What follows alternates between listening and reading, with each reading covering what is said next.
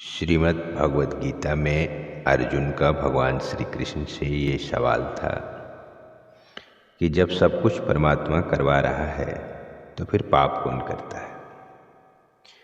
जब सारे कर्म ईश्वर कराते हैं तो पाप और पुण्य जीव के क्यों होते हैं। सूर्य हम सब की ऊर्जा का आधार है। हैरत की बात यह है कि सूर्य पापी, नराधम, कुरूप, अशुभ और बेकार को भी उतनी ही ऊर्जा देता है जितनी शुभ और कल्याणकारी को। सूर्य तो परमात्मा की प्रकृति का ही एक हिस्सा है।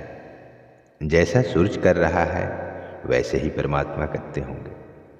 वे शुभ के साथ अशुभ का भी समर्थक है, तभी तो अशुभ का अस्तित्व है। कितने आश्चर्य की बात है कि इस दुनिया में पापियों का पेट भी परमात्मा ही भरता है।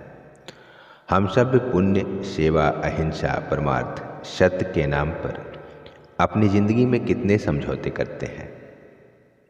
हर एक बात का विचार करते हैं तब कोई कदम उठाते हैं। वो लोग भी हैं जो इन सब को कहीं परवाह नहीं करते, फिर भी मौज में हैं। परमात्मा की ये व्यवस्था समझ में नहीं आती है। निश्चित ही ये सवाल आता है और आना भी चाहिए कि जब परमात्मा अच्छे में है तो फिर बुरे में भी है। धर्मशास्त्र ही कहते हैं कि परमात्मा हर जगह है, फिर हम बुरे का ख्याल क्यों करें। बुरे में आनंद है तो बुरा क्यों न करें। सच्चाई यह है कि धर्म हमें जटिल नहीं बनाता, ना ही धर्म ने हमारे ऊपर इतने सारे रीति, नीति और सिद्धांत लादे हैं कि पल पल में हमें कदम उठाने से पहले सोचना पड़े। अच्छा, बुरा, शुभ, अशुभ, पाप, पुण्य की परिभाषाएं हमने खुद बनाई है। वास्तव में धर्म हमें शुभ का पीछा करना और अशुभ से दूर रखना भी नहीं सिखाता। धर्म हमें पाप और पुण्य का भेद भी नहीं बताता। इन प्रश्नों के जवाब के लिए हमें जन्म और मृत्यु को समझना पड़ेगा। विभिन्न मतों का निष्कर्ष ये कहता है कि मनुष्य सिर्फ शरीर नहीं है। शरीर के अंदर प्राण है और प्राण के अंदर मन।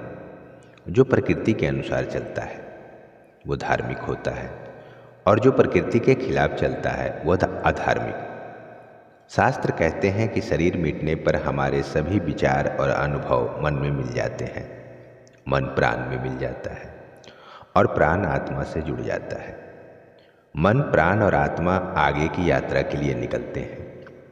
मन में विचार और अनुभवों के कारण जो संस्कार होते हैं उसी के अनुसार आगे की यात्रा होती है। जो व्यक्ति प्रकृति के सबसे अधिक नज़दीक होकर मरता है वो ब्रह्मलोक प्राप्त करता है। ब्रह्मलोक को ही मोक्ष लोक कहा जाता है। जो प्रकृति के कम नज़दीक होता है वो मध्यलोक प्राप्त करता है। मध्यलोक में ऐसे ग्रह होते हैं जहाँ पृथ्वी से कई गुना अच्छी जगह होती है। ऐसे लोगों को ही देवलोक या स्वर्गलोक भी कहते हैं। जो लोग प्रकृति के खिलाफ काम करते हैं वे मरने के बाद भी पृथ्वी के ऊपर खाली स्थान में ही भटकते हैं। ब्रह्मलोक वाला वापस कभी नहीं आता, लेकिन मध्यलोक वाले अपने अच्छे कर्मों का फल भोगकर वापस पृथ्वी पर आ जाते हैं।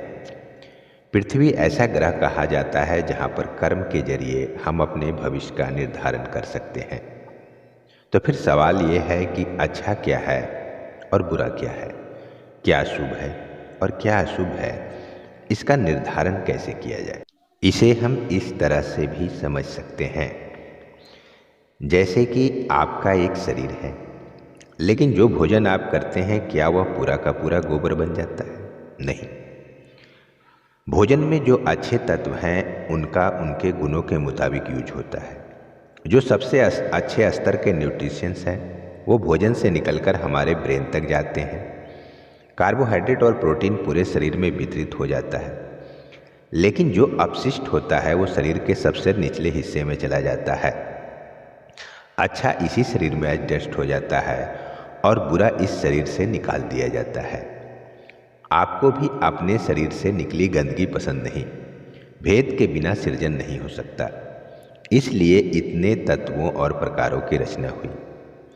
यहाँ मनुष्य भी हैं और मगरमच्छ भी। सिस्टम में सब कुछ स्थिर नहीं हो सकता। सिस्टम को चलाने के लिए अपग्रेडेशन और डाउनग्रेडेशन की व्यवस्था जरूरी है। इसी को माया कहते हैं। माया के इस संसार में अच्छे को रिवार्ड मिलता है और बुरे को सजा। अच्छे के कारण ही बुरे का अस्तित्व है, बुरे के कारण ही अच्छे का अस्तित्व है। जब तक हम शरीर के अंदर हैं तब तक हमारे लिए अच्छे और बुरे का अस्तित्व है, क्योंकि हम इस सिस्टम का हिस्सा हैं और हिस्सा होने के कारण हमें शुभ और अशुभ, अच्छे और बुरे दोनों दौरों से गुजरना पड़ेगा। हाँ, यदि हम जीवन मुक्त हो जाएं तो फिर क्या अच्छा और क्या बुरा। एक दृष्टि से ये सब कुछ माया नजर आता है, लेकिन दूसरी दृष्टि से इससे बड़ी कोई सच्चाई नहीं है। आत्मा के स्तर पर शुभ अशुभ, अच्छा बुरा, पाप पुण्य कुछ नहीं होता है। दूसरों में पाप तब दिखता है जब हमारे अंदर पाप होता है। दूसरों में गलती तब दिखती है जब हमारे अंदर गलती होती है। पाप, अशुभ और गलत करने के बाद भी परमात्मा यदि किसी व्यक्ति को जीवित रखे हुए है तो हम कौन होते हैं उसके बारे में फैसला करने वाले। उसे परमात्मा के ऊपर छोड़ देना चाहिए और खुद अपने अस्तित्व को दो स्तरों पर देखने की कोशिश करें। शास्त्र कहते हैं कि आप शरीर, प्राण और मन के स्तर पर संसार हैं और आत्मा के स्तर पर संसार के स्वामी। आप मन के स्तर पर क्षुद्र हैं और आत्मा के स्तर पर विराट। मन के भी 7 स्तर हैं: subconscious mind, conscious mind, unconscious, super conscious, collective conscious और यूनिवर्सल कॉन्शियस।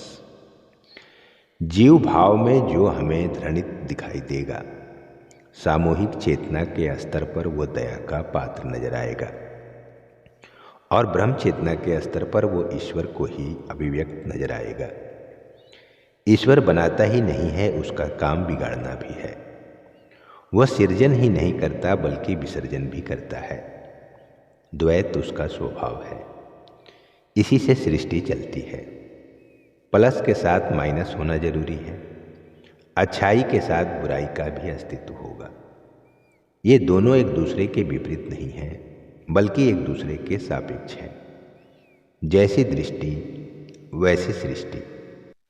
सिर्फ कल्पना करके देखिए या यह मान कर देखिए कि संसार के सभी लोग, पशु पक्षी, कीट पतंगे, सभी ईश्वर हैं। बार बार दोहराइए कि मैं खुद भी उस परम पिता परमात्मा की संतान हूँ। मेरी आत्मा स्वयं परमात्मा ही है। बार बार इस बात का विचार कीजिए कि इस दुनिया में कुछ भी अशुभ नहीं है, न ही कुछ शुभ है। काल्पनिक अभ्यास करने से आप कुछ क्षण के लिए ही, लेकिन सही में उस आत्म भाव का अनुभव कर लेंगे।